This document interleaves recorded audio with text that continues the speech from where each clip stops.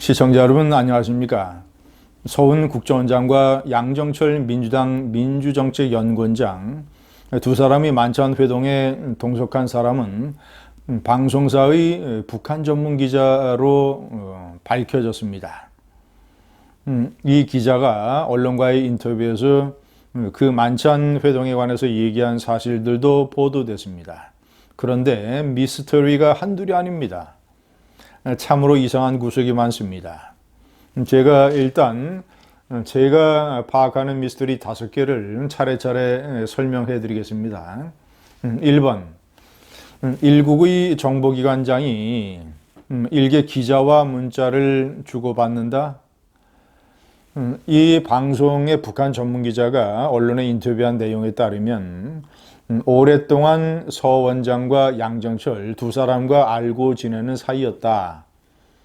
서 원장이 자신에게 원래 자신과 단둘이 약속이 되어 있었는데 양 원장도 합류해도 되겠느냐라고 해서 자신이 동의를 했다.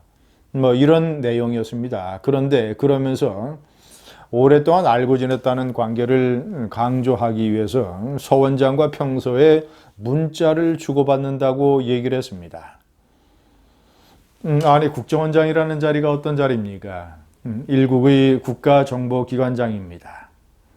미국으로 따지면 CIA, 이스라엘로 따지면 모사드, 영국으로 따지면 MI5, 러시아의 KGB.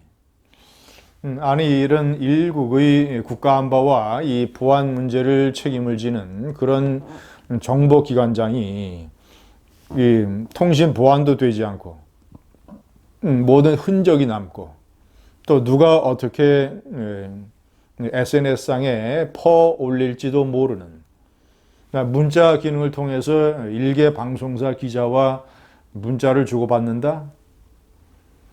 아니, 무슨 점심 드셨습니까? 아침 오늘 컨디션은 어떠십니까? 이런 거 하려고 문자 주고받았겠습니까? 예를 들자면 만남, 두 사람 간의 만남이라든가 아니면 또 무슨 대북 문제에 관한 또 여러 가지 이런 사안이라든가 진행되는 것, 이러이러한 비즈니스 관계로 문자를 주고받았을 거 아니겠습니까? 아니, 이런 정보기관장이 기자와 문자를 주고받는다. 또는 이것을 또 언론에 자랑스럽게 노출하는 기자. 이런 나라의 정보기관장과 다른 나라의 정보기관이 제대로 된 정보 교류를 하려고 들겠습니까? 얼마나 이 나라의 정보기관장을 우습게 알겠습니까? 북한인들 이 정보기관장을 제대로 평가를 하겠습니까? 아니, 기록도 남고 통신 보안도 안 되는 이런 문제. 평상시에 서훈 국정원장이 도대체 어떻게 행동을 했길래 이런 완전히 허벌레한 이런 국정원장의 모습을 보입니까? 또 이 기자는 평상시에 이 국정원과 얼마나 밀착을 했으면 알려진 바에 따르면 이 기자는 굉장히 상당히 친북주의적인 이런 경향을 가지고 있고, 그리고 북한과의 여러 이 사업, 방송사와 북한과의 여러 사업 이런 것들에 또 깊이 관여를 했으며 상당히 북한의 입장을 대변하는 이런 성향의 기자라고 합니다. 물론 그런 성향의 기자니까 서훈과 오랫동안 관계를 유지하면서 어울리는 것이겠죠. 자, 2번, 기자는 왜 30분 늦게 갔는가? 이 기자는 언론에 얘기하기를 자신이 30분 늦게 합류했다고 얘기를 했습니다. 갑자기 무슨 일이 생긴 것이냐? 왜냐? 국정원장 정도 되는 사람과 약속을 하면 대개 기자든 누구든 그런 사람과 약속을 하면 대개 먼저 가서 기다리는 것이 통상의 관례입니다. 왜냐? 국정원장은 그만큼 비중이 높은 사람이기 때문에. 특히 기자가 국정원장 정도 되는 취재원과 단둘이 약속을 한다는 것은 대단히 어려운 것이며, 그런 단둘이 약속을 했는데 30분 늦게 간다? 사정이 생겨서? 저는 이것은 일부러 늦게 갔다고 저는 판단합니다. 왜냐? 서훈과 양정철이 단독으로 두 사람이 30분간 시간을 보낼 수 있게 해주기 위해서. 물론 저는 뭐 확인이 되지 않아서 단정은 못합니다만 그런 의혹을 제가 강하게 품고 있습니다. 이것은 모종의 배려가 아니겠는가. 서훈과 양정철의 30분간 단독 회동. 자, 그렇다면 30분간 무슨 얘기를 나눴겠는가? 단순히 무슨 양정철의 일본 게이오 대학교에서 생활한 이런 얘기, 옛날 얘기.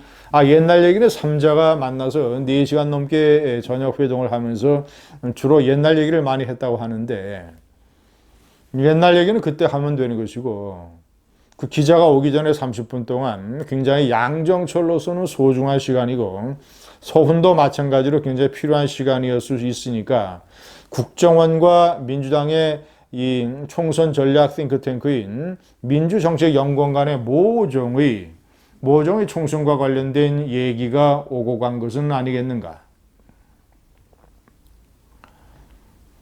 아니면 그 30분간 도대체 무슨 잡담을 했을 리였고 제가 4번으로 꼽는 것도 대단히 중요한 얘기입니다. 단둘이 있을 때에 서훈 원장이 국정원장의 특수활동비로 양정철 원장에게 혹시 활동 제하금을 제공하지는 않았겠는가? 현금으로 증거가 남지 않는. 왜냐 양정철은 경제적으로 제가 봤을 때는 특히 민주정책연구원장을 맡아서 정치 활동을 하려면 꽤 적지 않은 돈이 필요한데 그런 것들을 다 감당하기에 이 사람의 재력이 넉넉치 않다고 저는 봅니다. 왜냐? 노무현 대통령 때 청와대 비서관 한때 이 사람이 재산 등록 규모가 10억 원 정도였습니다. 또 물론 부인이 돈벌이를 하는 걸로 그때는 알려졌습니다. 자, 그런데 수년 동안 양정철은 제대로 된 돈벌이를 한 것으로 기록이 나와 있지 않습니다. 문재인 정권 들어서 2년 동안은 예를 들어서 일본 게이오 대학을 포함을 해서 해외 이런 데에 여행이나 또는 이런 것을 즐겼고. 자, 그렇다면 이 사람은 무슨 돈으로 정치 활동을 하고 민주정책연구원장을 맡으면 활동비가 나오긴 합니다만은 과연 그것이 충분하겠는가? 모종의 양정철이와 서훈은 오랫동안 알고 지낸 노무현 대통령 선거 캠프 때부터 2002년 캠프 때 양정철은 노무현 대통령 후보의 언론 보좌역을 맡았습니다. 그러니까 지금까지 17년간 관계를 유지를 해오는 것이죠.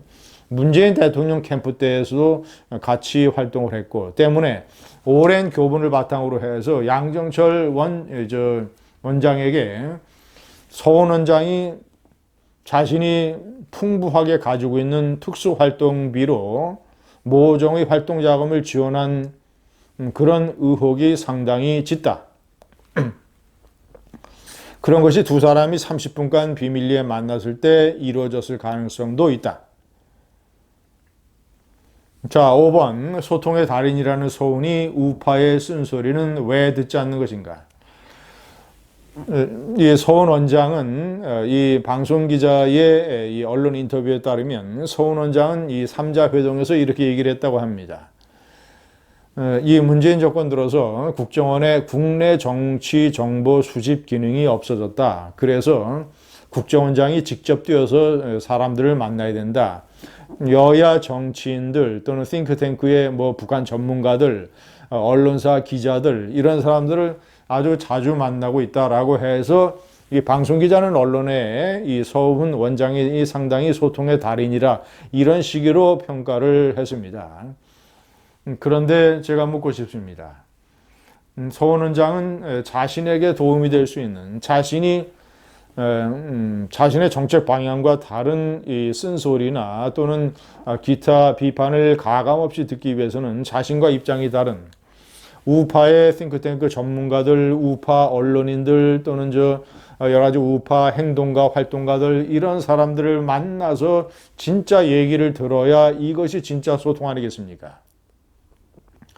그런 사람들의 얘기를 들어야 문재인 정권의 이 대북 정책이 얼마나 허수아비 같은 것이며 깡통이고 비현실적이고 앞으로 해결 방법이 전혀 눈에 보이지 않는 이런 것이라는 어떤 쓴소리를 들어야 정책을 변경하든 안 하든 정책을 변경할 가능성이야 뭐 거의 없겠습니다만은 어쨌거나 자신들의 정권과 대북 정책이 어떤 위상에 있는가를 알 수 있을 거 아니겠습니까?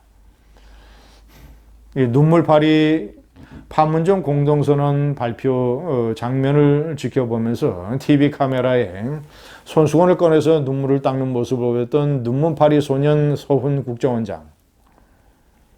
국정원이 해야 될 일은 제대로 하지 않으면서 문재인 정권 들어서 간첩단 또는 저 자생적인 사회주의 혁명 조직, 뭐 이 이석기의 민주혁명당 같은 조직, 또 이 조국의 이 산호맹, 남한 사회주의 노동자 동맹 같은 조직, 이런 조직 적발하거나 또는 인물들 체포해서 국민들에게 발표한 거 들어보신 적 있습니까? 리비아에 납치된 국민은 그 납치에 책임이 있는 엉뚱한 이 엉뚱한 단체를 제대로 찾아서 교섭하지 못하고 그 단체와 내전 중인 엉뚱한 단체와 교섭을 하는 바람에 10개월 넘게 세월을 허송했던 엉성한 이 국정원. 할 일은 제대로 하지 못하면서 저런 저 강남 한정식 집에서 무슨 저것이 사인과의 지인들과의 모임이라고요? 미스테리 투성이에 의혹 투성이의 대단히 이상한 만남입니다. 감사합니다.